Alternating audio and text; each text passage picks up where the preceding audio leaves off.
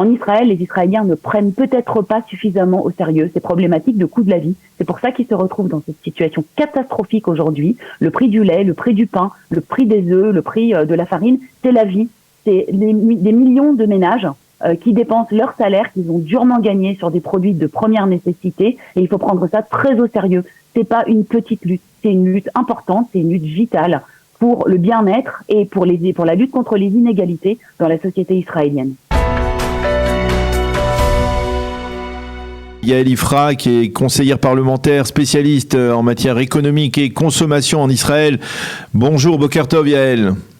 Boker Tov Daniel. Alors, nous sommes le 1er août, et le 1er août cette année, c'est à la fois une signe de tendance, on va dire, plutôt paradoxale. D'un côté, augmentation des prix, de l'autre côté, baisse des prix. Alors, je veux dire, on va être un peu plus clair. Baisse des prix, c'est du côté de l'essence qui presque par miracle, eh bien, va baisser le prix d'un litre d'essence va baisser de 1,5 shekel, presque, quasiment, à partir d'aujourd'hui, tandis que le prix de l'électricité, lui, augmente. Alors, expliquez-nous comment on explique ces fluctuations, ces changements, qui fait quoi, qui fait en sorte que, justement, eh bien, on paye moins cher l'essence aujourd'hui, et qui fait en sorte que, eh bien, on paye plus cher l'électricité? La baisse du prix de l'essence, Daniel, c'est ce qu'on appelle en hébreu, vous le savez, l'économie des élections, Kalkalat Bchirot. Les élections approchent, et donc c'est Noël en Israël. C'est du populisme. Au mois d'août, puisque les hommes politiques nous arrosent de cadeaux de toutes sortes. Donc la baisse de l'essence du prix de l'essence est effectivement due au doublement du cadeau fiscal que nous fait le ministère des Finances via la réduction sur le blot. Donc le blot, c'est la taxe sur le carburant qui se monte à peu près à 80% du prix de l'essence. Donc c'est pas très très compliqué pour l'État de faire ce genre de cadeau. Ça coûte 700 millions de shekels par mois, mais c'est pas non plus catastrophique. Et puis surtout, l'État avait déjà dit la dernière fois, en excédent budgétaire. C'est pas forcément le meilleur signal à apporter dans un pays qui n'a aucune intention de remplir ses objectifs de réduction des émissions de gaz à effet de serre, et qui ne fait qu'encourager encore plus de véhicules à venir s'entasser sur les routes. Mais bon, c'est une façon un peu facile d'agir sur le coût de la vie. Quant à l'électricité, eh bien, c'est exactement la même raison, mais dans l'autre sens. Le mix énergétique d'Israël est particulièrement mauvais, puisque malheureusement ou heureusement, ça dépend ce qu'on en pense, mais Israël n'a pas du tout d'énergie nucléaire. Et donc, en fait, on se chauffe, on produit notre électricité uniquement à partir de centrales, dont une grande partie sont encore au charbon. On a déjà des problèmes de pollution de l'air. Et donc, on a augmenté la production des centrales à charbon parce que, évidemment, le prix du gaz, Israël voudrait exporter un maximum de gaz à l'étranger pour surfer sur la vague. Et donc, le charbon a plus que triplé, si je ne me trompe pas. Donc voilà, d'où cette augmentation qui aurait pu être bien modérée, puisque c'est également l'État qui pèse sur le tarif de l'électricité par le biais de l'autorité. Mais bon, en l'occurrence, ça vient donner un petit signal à tous les citoyens de l'État qu'il faut se préparer à mettre la main à la poche et à dépenser beaucoup plus dans les mois à venir. Mais par exemple, ce que le gouvernement, ce que le ministère des Finances fait avec l'essence, il ne peut pas le faire avec l'électricité. Cette attitude, on va dire, cette campagne populiste préélectorale de réduction du prix de l'essence, il ne peut pas le faire la même chose avec l'électricité? Ah, mais il l'a déjà fait, Daniel. Le prix de l'électricité était censé augmenter de 20%. Tout simplement, voilà. 20%. Donc aucun pays n'a augmenté le prix de son électricité de 20%. Peut-être l'Angleterre qui se trouve dans des difficultés financières terribles. Mais non, bien sûr, ça a été à la suite de longues négociations. Et cela alors que le marché de l'électricité israélien est en cours de privatisation et que de nombreuses centrales ont été vendues et ont rapporté des milliards de shekels à l'État et à la société électrique. Et donc, c'est à la suite de longues négociations et du fait que l'État a accepté d'avancer la vente d'une centrale supplémentaire que la société d'électricité a accepté de nous faire une grande fleur et donc de n'augmenter le tarif que de 8,6%. Donc voilà, en l'occurrence, on se trouve dans des chiffres qui n'ont plus rien à voir avec la réalité, c'est-à-dire que d'un côté, il ne s'est rien passé du point de vue des salaires, puisque comme on le sait, le salaire minimum n'a pas été augmenté. L'État israélien n'a pas du tout jugé bon d'augmenter les prestations sociales des populations les plus défavorisées, comme la France, par exemple, s'apprête à le faire aujourd'hui aussi, augmenter de 4% les prestations sociales pour les personnes les plus en difficulté. Eh bien ici, ni l'allocation vieillesse, ni les allocations chômage, n'en parlons même pas évidemment, ni les allocations handicap, aucun minima sociaux en Israël ne va être augmenté alors qu'on a quand même eu 5% d'inflation. Le salaire minimum n'a pas augmenté puisque les négociations ont achoppé sur la dissolution de la Knesset. Par contre, de l'autre côté, c'est comme je dis, open bar, on peut se servir dans la poche des citoyens assez tranquillement. Donc, on le voit d'un côté, il y a une tentative de politique électorale de la part d'Avigdor Lieberman, mais de l'autre côté, il y a effectivement un effet, on va dire, général d'augmentation des prix, et surtout, et ça c'est tout à fait stupéfiant quand on parle des consommateurs israéliens, une sorte de passivité, une sorte de nonchalance de la part des Israéliens. Est-ce que c'est parce qu'il fait très chaud, c'est qu'on est en plein été, qu'on a envie d'aller à la mer et pas ailleurs, que finalement les Israéliens tolère cette augmentation des prix, parce qu'on a parlé de l'électricité, mais elle est générale, cette augmentation des prix. Elle est, on va dire, horizontale sur tous les produits de consommation dans les supermarchés, etc. Et pourtant, personne ne proteste. Eh bien non, et on parle en plus, Daniel, évidemment, d'un marché sur lequel les loyers ont énormément augmenté cette année, le prix de l'immobilier à l'achat également, la Arnona a augmenté aussi cette année. Eh bien, tout simplement, je pense qu'en Israël, les citoyens sont quand même prisonniers d'un discours qui leur dit toute la journée que il n'y a pas le choix, une brera, c'est comme ça, on n'y peut rien. Il n'y a aucun pouvoir entre les mains des citoyens ici, que ce soit par des mouvements de consommateurs ou que ce soit par des contre-pouvoirs quels qu'ils soient. C'est pas tout à fait exact, Yael, parce que focalisé sur des questions de type identitaire ou de type purement politicienne. Et donc, effectivement, cette espèce d'effet de on n'y peut rien et de voir un ennemi, ou de voir face à soi une muraille d'augmentation de prix, de coût de la vie, est très décourageante. C'est compliqué, on ne voit pas très bien comment faire. Alors descendre dans la rue, pourquoi pas, il y a eu quelques manifestations, mais vous voyez bien que c'est pas 5000 personnes dans la rue contre le prix du logement qui vont casser un système qui est très très bien huilé. Et il faut dire qu'en Israël, il y a quelque chose de particulier, à savoir qu'on a quand même un secteur privé qui est particulièrement cynique et qui ne fait aucun effort. Enfin, je veux dire, là où dans les grands pays du monde, les grands distributeurs ou les grandes entreprises tiennent un discours citoyen, bien sûr par cynisme aussi, pour gagner de l'argent, en disant on ne laissera pas, on va vous défendre. Édouard Leclerc avec sa baguette à 29 centimes, prix bloqué pendant 6 mois, il s'y engage, etc.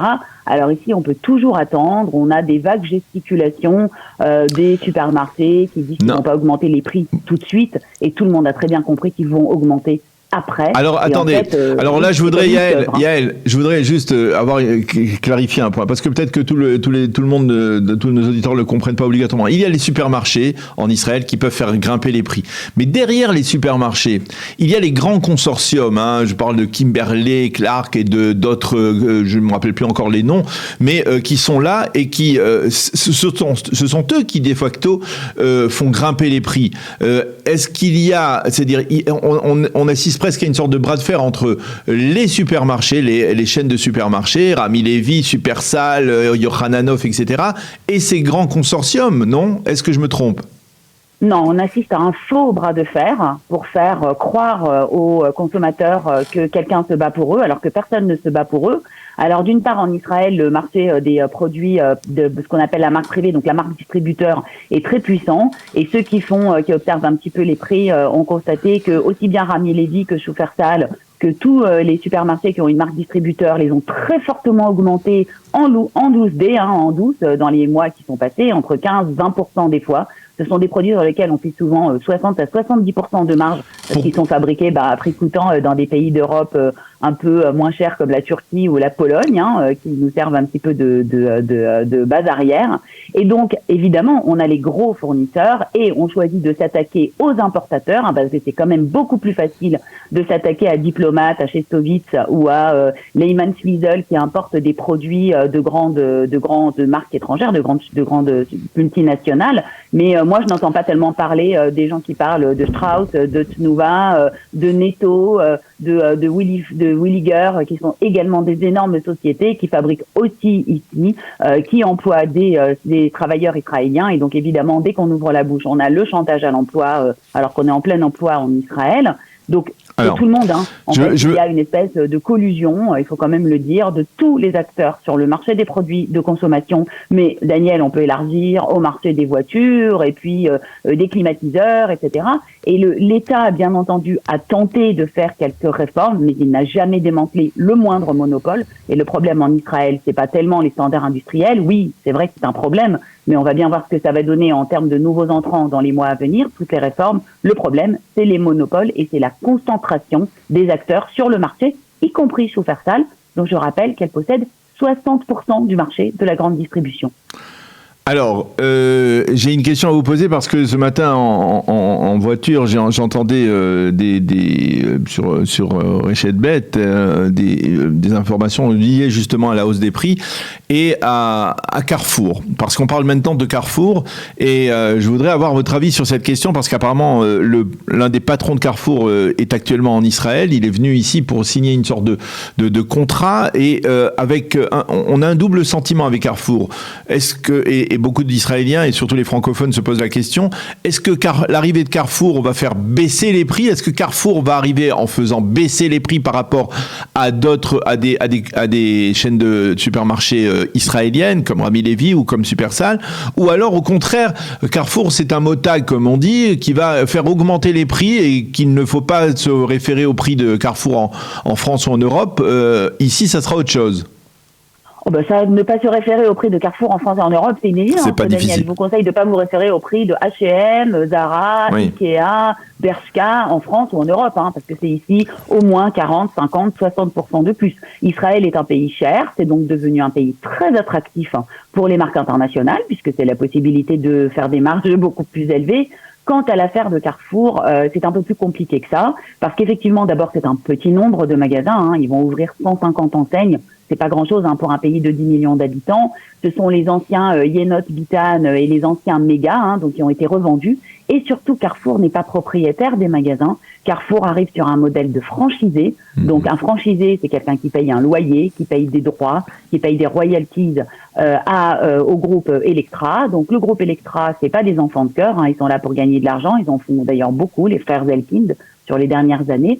Donc, on peut s'attendre à ce que, éventuellement, sur les produits de la marque distributeur Carrefour, déjà on aura droit à la qualité, donc ça on en est très heureux. C'est des produits plus qualitatifs que les marques distributeurs des grands supermarchés israéliens qui, comme je vous le dis, sont vraiment toujours fabriqués dans des pays de 12e zone. Donc là, on aura quand même du chocolat de bonne qualité, je sais pas moi, des gâteaux de bonne qualité. Ensuite, il y a les problèmes de cache-route qu'il va falloir régler. Mais en tout cas, pour tous les produits locaux que Carrefour va vendre, vous vous doutez bien que Tnuva ne va pas faire à Carrefour des remises qu'elle ne fait pas à Shufersal, que Strauss ne va pas faire à Carrefour des remises exceptionnelles. Ils vont vendre au même prix que tout le monde. Sur leur marque distributeur, ils vont gagner beaucoup plus d'argent qu'en France en faisant une réduction, je sais pas, moi, ils vendront peut-être 10% moins cher, au lieu de vendre le chocolat 5,90, ils vont le vendre 5,50, ça va être extraordinaire. Pour eux, ils le vendent 79 centimes d'euros en France, donc évidemment, ils font une énorme marge, et c'est avec ça à peu près la nouvelle. Après, pour un petit peu tempérer mon manque d'enthousiasme, je dirais que c'est quand même un signe positif d'avoir des enseignes qui arrivent. Le problème en Israël, c'est pas tellement les enseignes, il y a beaucoup de supermarchés en Israël, il y a beaucoup de surfaces. Le problème, c'est comme vous l'avez dit avant, les fournisseurs, les marques, c'est là que se trouve la concentration et c'est là que se trouve le coût de la vie en Israël. Il n'y a pas une possibilité, Yael, de supprimer cet intermédiaire, c'est-à-dire cet intermédiaire puissant que sont les grands consortiums, c'est-à-dire pourquoi finalement Shufersal et Rami Levi ne se fournissent pas à l'étranger, par exemple, directement, sans cet intermédiaire, ces grands consortiums comme Diplomat, etc. Parce que vous le savez, il y a un système en Israël d'importateurs exclusifs. Donc, il n'y a pas, par exemple, Israël pour les voitures, c'est le seul pays du monde où il n'y a pas de concession automobile. Il y a un importateur exclusif qui règne après sur tout le marché intérieur. Donc là, c'est la même chose. Il y a une personne qui importe les couches Pampers en Israël. Et c'est pas interdit, d'acheter des couches Pampers en Turquie ou en Grèce ou j'en sais rien ailleurs. Mais cet importateur exclusif, c'est celui qui fixe les prix à l'arrivée. C'est celui qui voit que le marché israélien a des niveaux de prix très élevés. Et donc déjà, à la base, les importateurs achètent les produits plus chers que dans un autre pays, aux fabricants, à l'usine. Et ensuite, effectivement, ils se font une marge colossale. Ce sont souvent des marges qui sont de l'ordre du double ou du triple des marges qui sont usitées dans ce secteur, hein, donc de l'importation.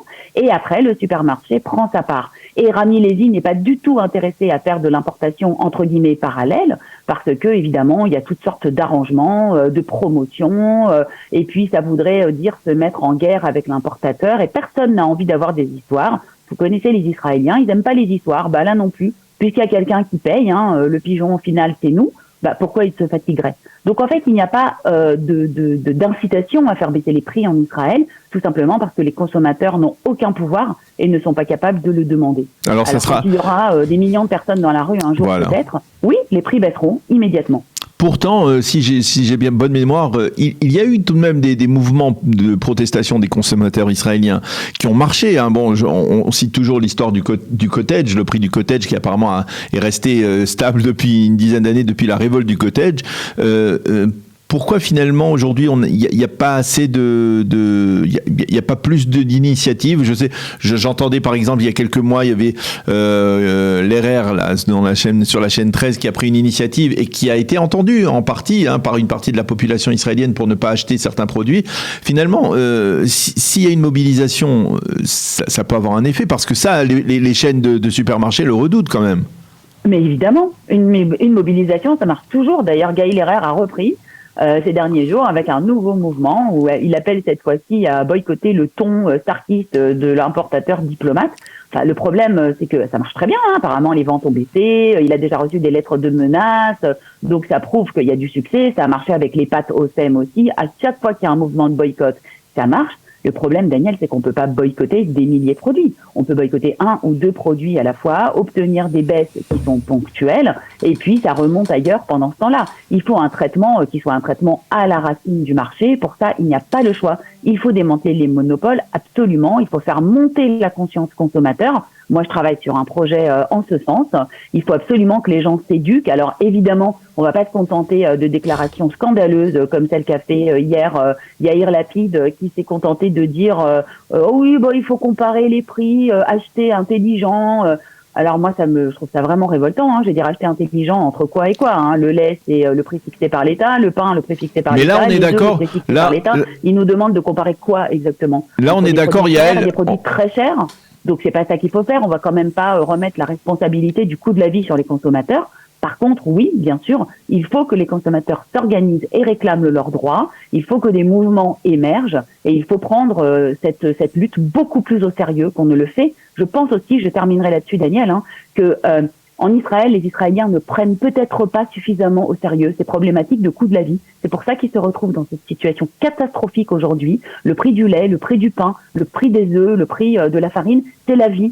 C'est des millions de ménages qui dépensent leur salaire qu'ils ont durement gagné sur des produits de première nécessité, et il faut prendre ça très au sérieux. C'est pas une petite lutte, c'est une lutte importante, c'est une lutte vitale pour le bien-être et pour la lutte contre les inégalités dans la société israélienne. Eh bien, on l'a bien compris, on n'est pas encore sorti de l'auberge de ce point de vue-là. On a encore beaucoup de travail à faire et beaucoup de mobilisation. Et là aussi, l'union fait la force. Et si effectivement il y avait une union de la part des consommateurs, peut-être qu'on aurait pu obtenir un peu plus de réduction sur certaines denrées alimentaires ou autres. Mais en tout cas, pour l'instant, on n'y est pas encore. Merci beaucoup, Yael, d'avoir accepté de répondre ce matin à nos questions.